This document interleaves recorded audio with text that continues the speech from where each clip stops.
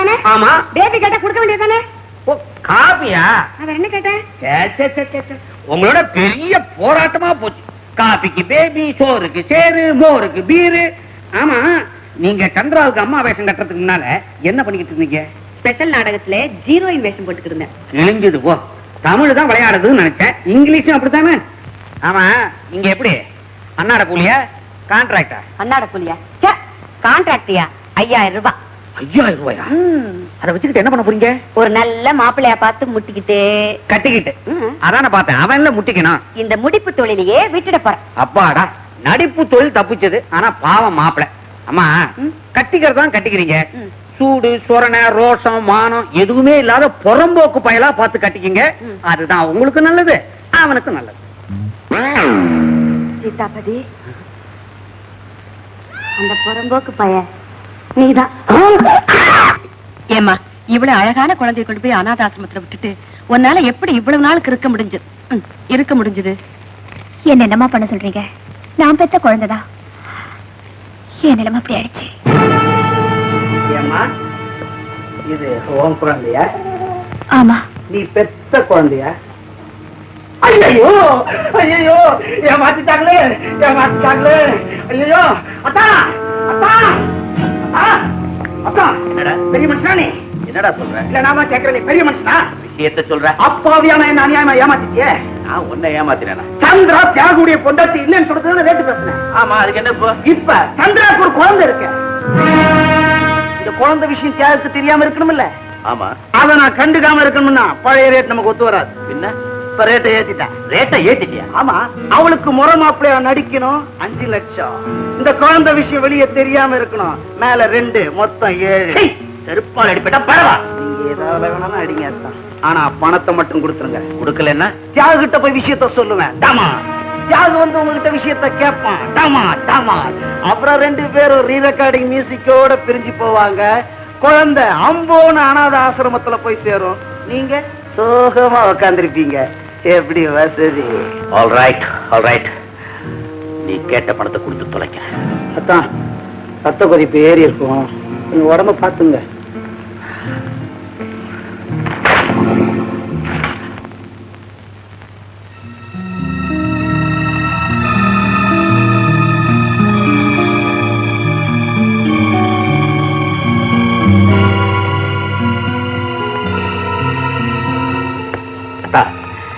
என்ன ஆனாலும் பரவாயில்ல, அவனை சுட்டு கொண்டுட்டுமா? கொல்லணும்னு தீர்மானிச்சா துப்பாக்கி என் கையில கொடுங்க, நான் சுட்டுறேன். குற்றத்துக்கான தண்டனையை நான் அனுபவிக்கிறேங்க.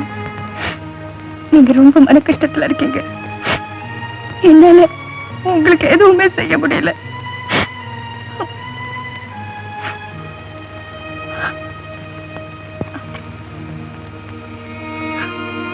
இந்தாங்க.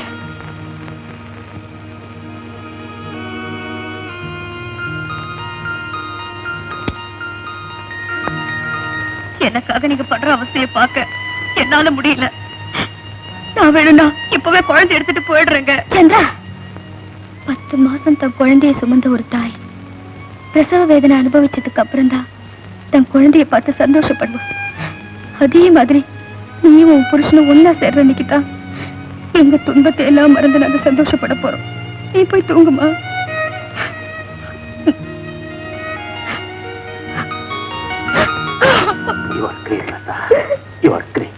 சமையல் எல்லாம் ரெடியா? இதோ மண்ணெண்ணெய், இதோ தீ போட்டு இத பய மேல ஊத்தி தீ குளிக்க வச்சிருவோம். எப்பா சாராயா தெனாவட்ட பாத்தியா? ஏன்பா, ஜெயசீலா சார் படாத பாடுபட்டு பிரிஞ்சிருக்கிற புருஷன் பொஞ்சாதியும் ஒண்ணு சேர்த்து வைக்க பாக்குறாரு. நீ எரியற வீட்டுல புடுங்குறது லாபம்னு சில்லற சம்பாதிக்கிறியே. நாங்க ஒரு முடிவுக்கு வந்துட்டோம். என்ன முடிவு? டீ குடிக்கிறது தான். டீ குளிக்கிறது பாவிகளா? சந்திராவையும் தியாகியும் எரிச்சிடாதீங்க. அவங்க வச்சுதான் சம்பாதிக்கணும் நான் பிளான் பண்ணி இருக்கேன். போகும்போது கவனிச்சுட்டு போறேன். மூஞ்சி முகர கிட்டே பாரு. டீ குளிக்கிறது அவங்களுக்கு இல்ல, உனக்கு தான்.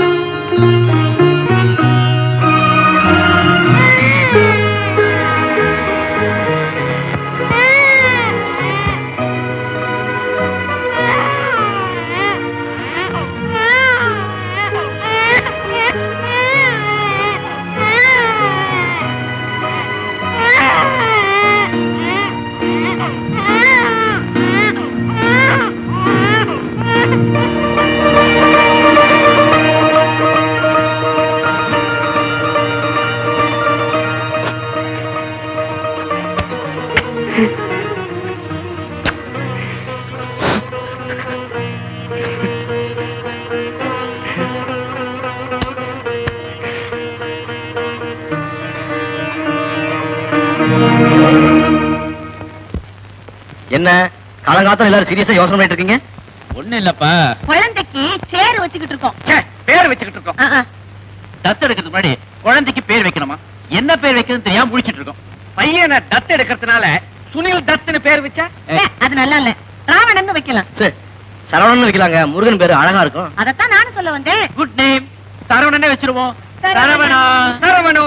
சரி சரி, நான் அடுத்த சடங்கு ஏற்பாடு பண்றேன். என்ன சார் சடங்குது? அதெல்லாம் கேரளா டைப்பா. நீளமான இரும்பு கம்பி எடுத்து நெருப்புல பழுக்க காய்ச்சி குழந்தைய குப்புறப்படுக்க வச்சு அது முதுகுல நீளமா சூடு போடுவாங்க. பெத்த தாய் தகப்பனுக்கும் குழந்தைக்கு இருக்கிற உறவு பாசம் பந்தம் எல்லாம் அறுந்து போச்சுங்கிறதுக்கு அடையாளமா இந்த நீள கோடு. அவ்வளவுதான். பைத்தியக்காரத்தனம். பச்சை குழந்தை அவ்வளவு பெரிய சூடு தாங்குமா சார்? தாங்குமோ தாங்காதோ, இது ஒரு சம்பிரதாயம்.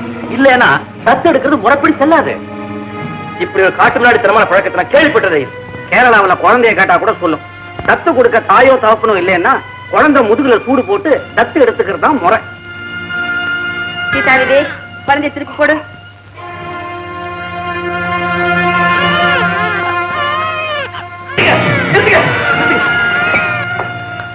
குழந்தை ஒண்ணு செஞ்சிடாதீங்க. தத்து கொடுக்க அப்பம் தானே வேணும். நான் இருக்கேன். யாகோ, யாரு வேணாலும் குழந்தைய தத்து கொடுக்க முடியாதுப்பா. ஒண்ணு பெத்த தகப்பனா இருக்கணும், இல்ல தாயா இருக்கணும். இந்த குழந்தைக்கு 2 பேர் இல்லாத போது சூடு போட்டு தானே எடுத்துக்கணும். அந்த குழந்தைக்கு தகப்ப நான் தான் சார், நான் தான் பெத்துறேன்.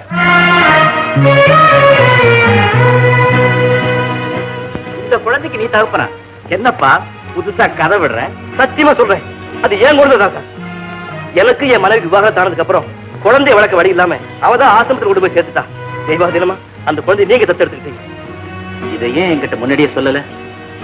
என் கடந்த காலத்தை பத்தி நான் யார்கிட்டயும் சொல்ல விரும்புறேன். பின்ன இருக்கா இப்ப சொன்னேன். என்ன இருந்தாலும் அது ஏறத்த சார். சம்பிரதாய சடங்குன்னு சொல்லி இறக்கமே இல்லாம அந்த குழந்தை முதல்ல சூடு போட என்னால தாங்க முடியல. அதனாலதான் சொல்றேன். எதுக்காக மனைவியை டைவர்ஸ் பண்ண? அது ஒரு வெக்கக்கேடான விஷயம். லட்சக்கணக்கான பேர் படிக்கிற ஒரு பத்திரிகைக்கு நிர்வாணமா போஸ்ட் கொடுத்தா சார். ஏன் அப்படி செஞ்ச? உயிருக்கு போராடிட்டு இருந்த தங்கச்சி காப்பாத்துறதுக்காக நான் ஒரு காரணம் சொன்னா அதை என்னால ஏத்துக்க முடியல. உன் மனைவி செஞ்சது மன்னிக்க முடியாத குற்றம் நீ நினைக்கிறிய? நிச்சயமா. என்னை பத்தி நீ என்ன நினைக்கிற? பெருந்தன்மையான குணம் படைச்ச ஒரு பெரிய மனுஷர் நீங்க. என் மனைவியை பத்தி? கடவுள் உங்களுக்கு கொடுத்த வரப்பிரசாதம். அப்படியா? கொஞ்சம் என் கூட வரியா? கமான்.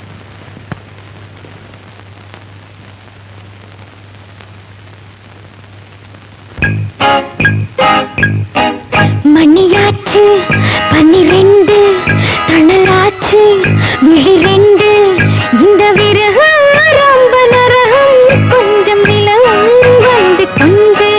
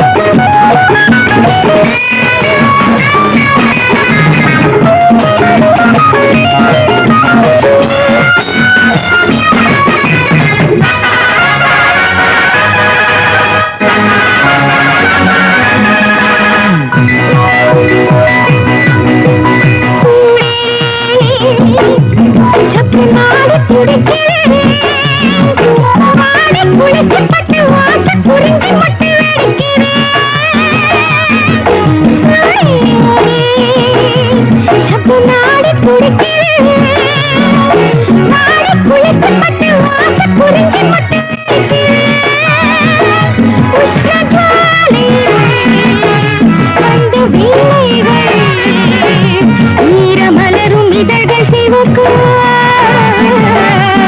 இருபுறமும் உடம்பு சிலிர்க்க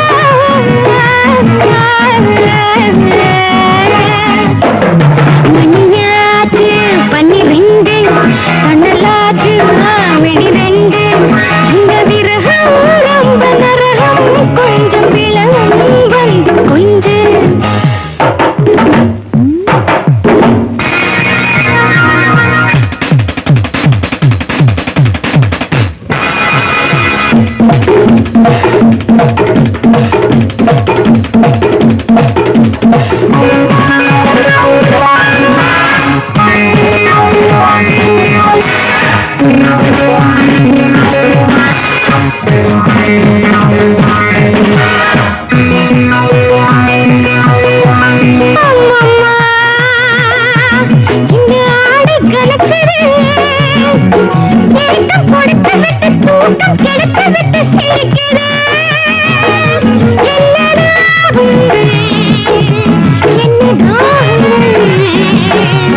ஒரு மயக்க நிலையில் கிடக்க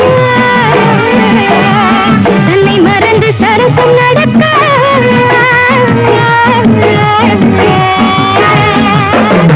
மணியாச்சு 12 கண்ணலாச்சு வெடிரெண்டு இந்த விரகம் ரொம்ப நரம் கொஞ்சம் விளவும் வந்து கொண்டு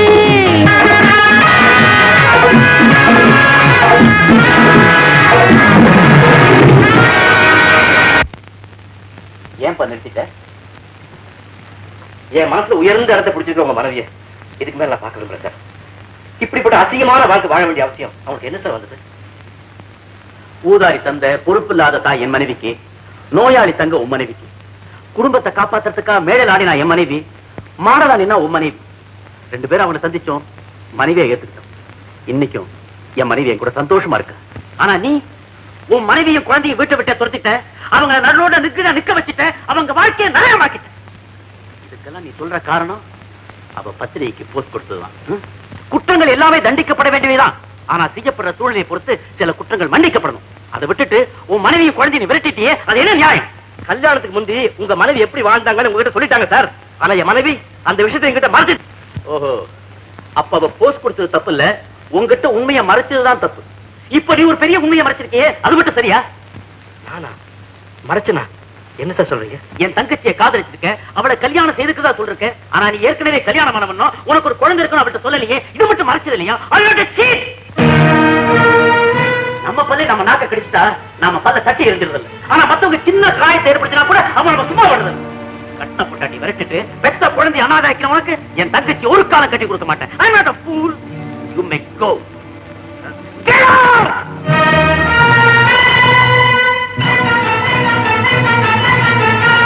நிலத்தை போட்டு ஆழமா உழுதாதான் பயிர் வளரும்.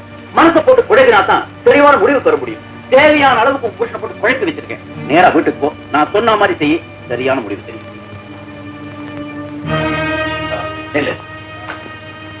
அவ முடிவு எதுவா இருந்தாலும் உணர்ச்சி வசப்பட்டு நீதான் அவனுடைய மனைவின்னு சொல்லிட்டாரு.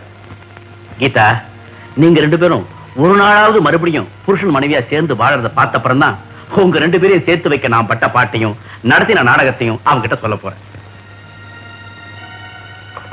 என்னங்க என்னடா அந்த ரவி விஷயமா என்ன செய்ய போறீங்க? கீதா போற காரியம் மட்டும் வெற்றி அடைச்சிட்டா நிச்சயமா தியாகம் அவளை மனைவியை எடுத்துக்குவான். அதுக்கப்புறம் அந்த ரவி பையில கூப்பிட்டு இந்தாடா நீ கேட்ட 7 லட்சம்னு செருப்பால 7 அடி அடிச்சு வெளியில சொல்ல போறான். அவர் ரொம்ப பயங்கரமான ஆளாச்சே. இருக்கட்டுமே, நம்ம பயமுறுத்தி பணம் பறிக்கிறதுக்கு அவனுக்கு இருக்கிற ஒரே வழி கீதாவோட பார்க்கலாம். அதுக்கு மட்டும் ஒரு வழி பிறந்துட்டா அப்புறம் அவனால என்ன செய்ய முடியும்?